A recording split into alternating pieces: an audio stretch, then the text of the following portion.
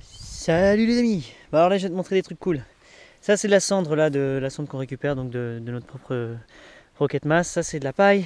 Ça c'est du pipi. Tu vas dire quoi? Ça c'est du pipi? Ouais, ça tu vois les bouteilles là de. Ça c'est mon pipi.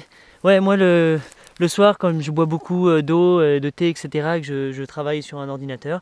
Ben, comme j'ai pas de toilette, de vraies toilettes qui tirent la chasse, ben moi soit je vais faire pipi dehors, soit je pisse dans des bouteilles pour ensuite les mettre dehors. Mon pipi est bien trop précieux pour le mettre dans de l'eau potable ou de l'eau et de le flusher. Moi c'est presque triste, c'est un gâchis. Mon pipi c'est beau, il est bon, il est superbe comme mon caca d'ailleurs. Donc il vaut de l'or. Et ça c'est de l'or. Donc voilà, donc ouais je fais pipi dans des bouteilles et comme ça le lendemain, tous les jours je vais le sortir et etc. Et je te montre, soit je le balance un petit peu partout sur le terrain, je le mets pas sur les feuilles mon pipi, hein. Je vous expliquerai une vidéo sur le pipi. Bref. Avec ça, et j'ai aussi mon compost de déchets cuisine, mais là ça y est, je l'ai déjà vidé. Bref, tu vois les petits trous là sur mon jardin, il y a des petits tas comme ça de. Attends, il y en a plein. En fait, bref, j'en ai fait une cinquantaine. Et en gros, ce sont des mini tas de compost, donc ce sont mes déchets de cuisine, ce sont de la paille, un petit peu de crottin si j'ai, de la cendre, du pipi, de la matière verte, de l'herbe que je coupe, etc. Je fais plein de petits tas comme ça, tout autour de mon terrain. Et dedans, c'est là où je vais mettre, j'appelle ça des sortes de poches à patates ou des poches à courges. Et dedans, je mets, soit au printemps, je mets plein de graines de courges, et puis ce qui prend, ou de courgettes d'ailleurs. Et il y a une sélection naturelle. Si j'ai beaucoup trop de pieds, bah, je peux les prendre, les déplacer, les remettre ailleurs. Sinon, ce que tu peux vraiment essayer, et ça c'est vraiment pousser le truc, c'est comment ça s'appelle, une citrouille ou peu importe ce que tu veux. Et ben fous-la carrément et enterre-la et laisse-la fermenter là, laisse-la composter toute seule comme ça dans tout l'hiver jusqu'au printemps et au bon moment, elle va sortir. Alors fais des essais si c'est pas assez. Enfin, il faut que ça passe la carapace. Donc soit si tu haches la carapace ou tu le mets. Mais bref, ça peut reprendre et justement, comme ça ils ont tout l'espace. C'est un truc riche qui est dans le compost. Elles vont dans un bon puits de nourriture et de bonté. Et là, elles peuvent grandir, s'épandre, etc. Et donc prendre l'espace que je n'utilise pas pour l'instant et me faire de la production, enfin de la surproduction. C'est génial. Donc voilà ce que je fais.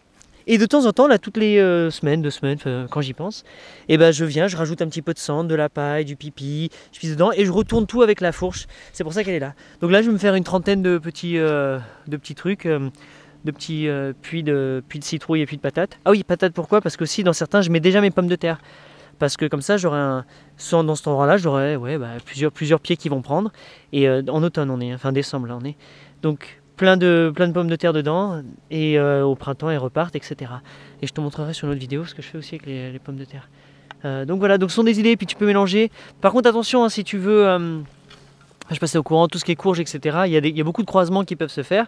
Donc si toi, tu voulais vraiment préserver une génétique, etc. d'une courge, dans ce cas-là, tu peux le faire manuellement. Je t'expliquerai sur notre vidéo où il y en a déjà. Mais manuellement, c'est-à-dire que tu fais la même chose, tu les mélanges toutes.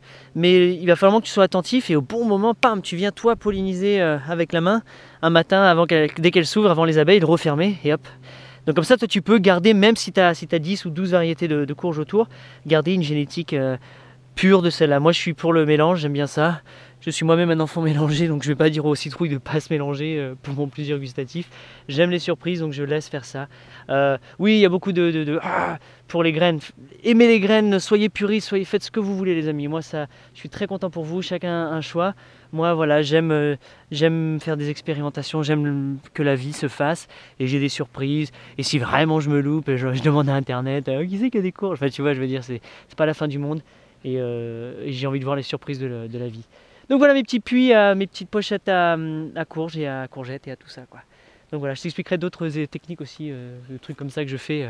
Parce qu'en fait mon but moi c'est de montrer de façon très passive ce que je fais, un petit bonhomme comme ça, la quantité que je peux produire en m'amusant, tu vois. Ça je pense que ça c'est une option assez intéressante et je vais essayer de te montrer au cours de l'année comment ça évolue, tu vas voir, c'est cool. Allez sur ce. Oh. Non, attends, reste, regarde, je vais te montrer un autre truc. Tu vois, là, je viens d'ouvrir un tas. Regarde tous ces vers de terre. Tu vois, enfin, pas ces vers de terre, c'est lombricomposteurs. Ils sont là, ils s'installent.